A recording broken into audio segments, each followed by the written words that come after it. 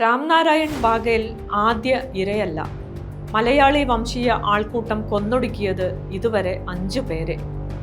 രാംനാരായൺ ബാഗേലിൻ്റെ കൊലപാതകം കടുത്ത അമർഷത്തിലൂടെയാണ് നാം കേട്ടത്. നമ്മളിൽ പലരും ആ സമയത്ത് കേരളത്തിൽ ആദ്യ ആൾക്കൂട്ട കൊലയായി അതിനെ വ്യാഖ്യാനിച്ചു. എന്നാൽ യഥാർത്ഥത്തിൽ അത് ആദ്യ ആൾക്കൂട്ട കൊലയാണോ? അല്ല എന്നതാണ് സത്യം.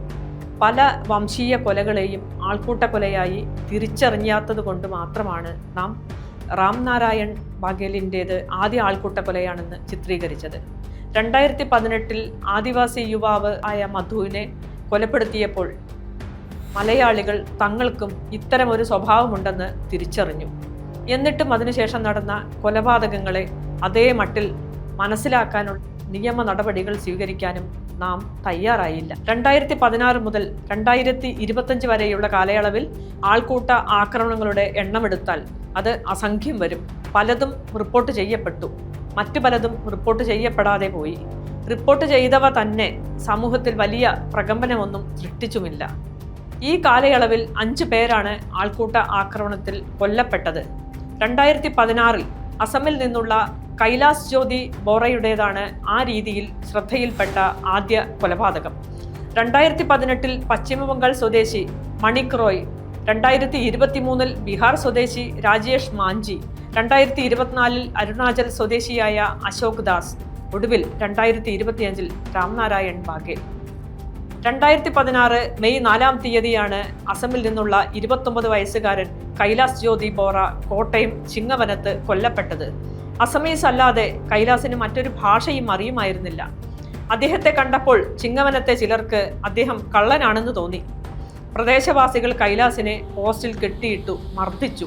ചുട്ടുപൊള്ളുന്ന വെയിലത്ത് 2 മണിക്കൂറോളം കിടന്ന അദ്ദേഹം അന്നു തന്നെ മരിച്ചു. കൈകാലുകൾ കയറുകൊണ്ട് ബന്ധിച്ച് കിടന്ന കിടപ്പ് ഏകദേശം 50ഓളം പേർ നോക്കി നിന്നു. തങ്ങൾക്ക് അയാളുടെ ഭാഷ മനസ്സിലായില്ല എന്നായിരുന്നു പിന്നീടവർ മൊഴി നൽകിയത്. 2018 കൊല്ലത്ത് വെച്ച് മണിക് റോയ് കൊല്ലപ്പെട്ടു. 32 വയസ്സായിരുന്നു. ഒരു കോഴിയെ മോഷ്ടിച്ചു എന്നായിരുന്നു ആരോപണം. 3 വർഷമായി അദ്ദേഹം പനയഞ്ചേരിയിൽ നിർമ്മാണ മേഖലയിൽ ജോലി ചെയ്യുകയായിരുന്നു. 2018 ജൂൺ 24-ന് ഒരു കോഴിയെ വാങ്ങി അദ്ദേഹം വീട്ടിലേക്ക് പോവുകയായിരുന്നു.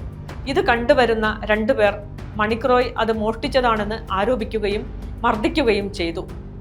മൂക്കിലൂടെയും വായിലൂടെയും രക്തം വന്നതിനെ തുടർന്ന് ആശുപത്രിയിലാക്കി.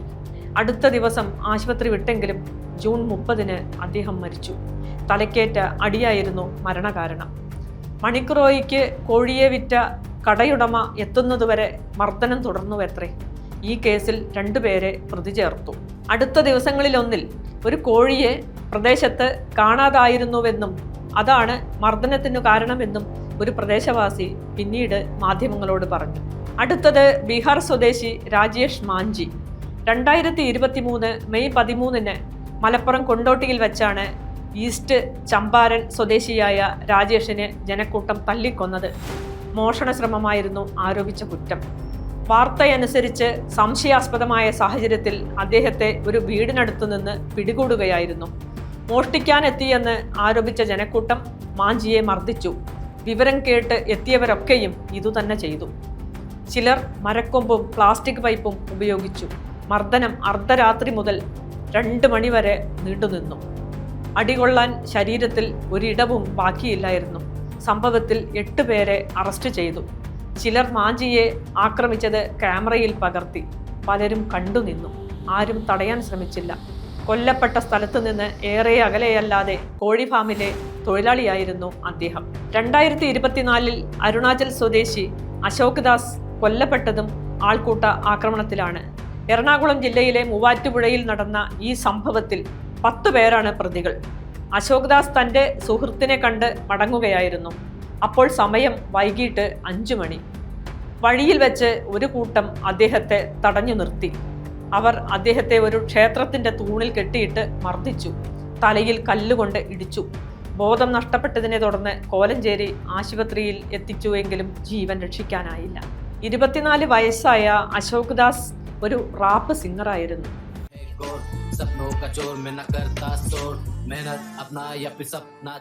കേരളത്തിൽ ഒടുവിൽ ആൾക്കൂട്ടക്കൊലയ്ക്കിരയായ ആളാണ് രാംനാരായൺ ബാഗേൽ. 2025 ഡിസംബറിൽ അദ്ദേഹം പാലക്കാട്ട് വാളയാറിൽ വെച്ചാണ് ബംഗ്ലാദേശി സ്വദേശി എന്നാരോപിച്ച് കൊലപ്പെടുത്തിയത്. ഇത് കേരളത്തിലെ അവസാനത്തെ ആൾക്കൂട്ടക്കൊലയായി മാറേണ്ടതുണ്ട്. അതിനുള്ള ജാഗ്രത പൊതുസമൂഹവും മാധ്യമങ്ങളും നിയമ സംവിധാനവും സർക്കാരും പുലർത്തേണ്ടതുണ്ട്. ഈ ആൾക്കൂട്ടക്കൊലകൾ അടിസ്ഥാനപരമായി വംശീയ കൊലകളാണ്.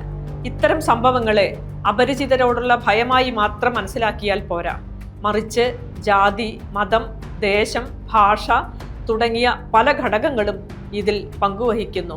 ആ രീതിയിൽ തന്നെ തിരിച്ചറിയുകയും വേണം.